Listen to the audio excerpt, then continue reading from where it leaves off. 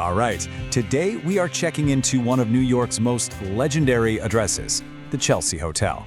But this isn't just a story about a building. Nope. It's about the ghosts of genius that still walk its halls, and a really ambitious musical project that's trying to make sure their echoes are never, ever silenced. Okay, let's get into it. You know, to really get the Chelsea, you have to feel its vibe. And musician and writer Patti Smith, one of its most famous residents, she absolutely nailed it. She described it as being like a doll's house in the Twilight Zone.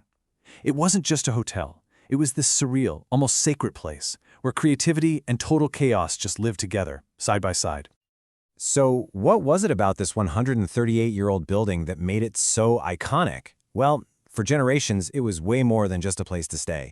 It was a true refuge, a sanctuary for all the outsiders who didn't quite fit in anywhere else. And this is the key to understanding it. It wasn't just bricks and mortar. It was a living, breathing cultural document. Think about it, like a 12-story vertical timeline of counterculture, with every single one of its 250 rooms holding a different, wild story. And oh, the stories are just legendary.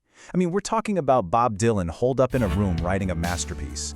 You had Warhol superstar Edie Sedgwick who, well, she accidentally set her mattress on fire. Robert Mapplethorpe literally got his nipple pierced in room 1017. The hallways were just roamed by giants. Arthur Miller, Allen Ginsberg, Dylan Thomas, the list goes on and on. The playwright Arthur Miller captured this feeling perfectly. He called it a scary and optimistic chaos. And that's exactly it. On one hand, you had this real grit ground into the carpet. But on the other, you had the feeling of being part of this massive, sheltering family that was on the verge of creating the future. That was the magic of the place. But that gritty, chaotic spirit, well, it was on a collision course with modern real estate. And this is what created a tale of two very, very different Chelseas.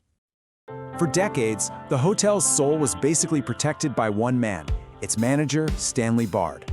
Starting back in the late 60s, he just got it. He built a real community. He wasn't just some manager, he was a true patron, often letting struggling artists trade their art for rent, or just live there for next to nothing if he believed in their work. But then, in 2011, everything started to change. The hotel was sold, and a massive revamp began. And you can see the stark contrast right here. The wild, paint-splattered boarding house has become this clean, polished luxury hotel.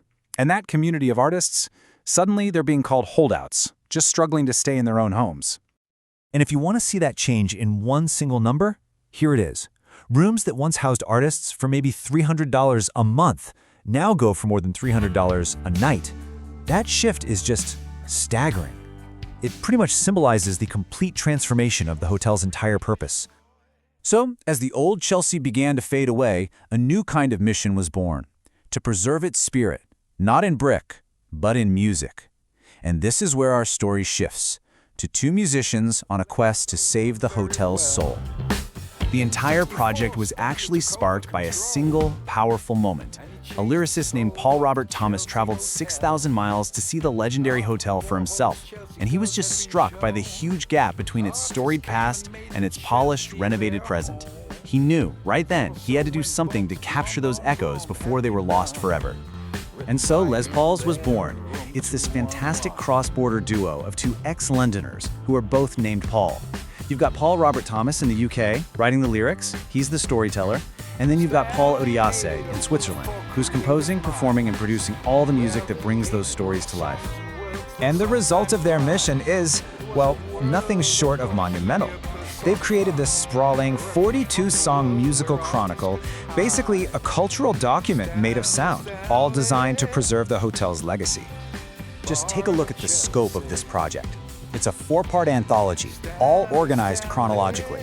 The first volume features icons like Dylan and Warhol. The second one moves on to Patti Smith and Madonna. The third even honors the manager, Stanley Bard. And the final volume brings in literary firebrands like Jack Kerouac. Now, this is a really crucial point. The duo made a key artistic choice: no covers. This is not a tribute album where they're just rehashing famous tunes. No, it's a true historical document, creating new art to tell the old stories. And you know what? Their unique approach has found a global audience. The project's gritty, alt-rock soundscapes have really resonated way beyond New York. hitting #1 on the Tokyo Song Charts and #3 on Japan's national charts. It just proves these stories are totally universal. So the final volume, the Chelsea Hotel #4, it completes this 42-song saga, and it really showcases the sheer diversity of the hotel's residents.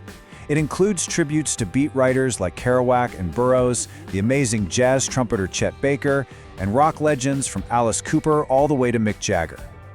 Ultimately, the story of the Chelsea Hotel and this musical project, it's about more than just one building. It's really about the fight to preserve cultural memory in the face of unstoppable change. And it leaves us with a fundamental question, doesn't it? As our cities and our cultural landmarks get polished and renovated and gentrified, their original spirit can fade. So when the soul of a place is transformed, how do we hold on to its history? How do we make sure the echoes of the past can still be heard over the noise of the present?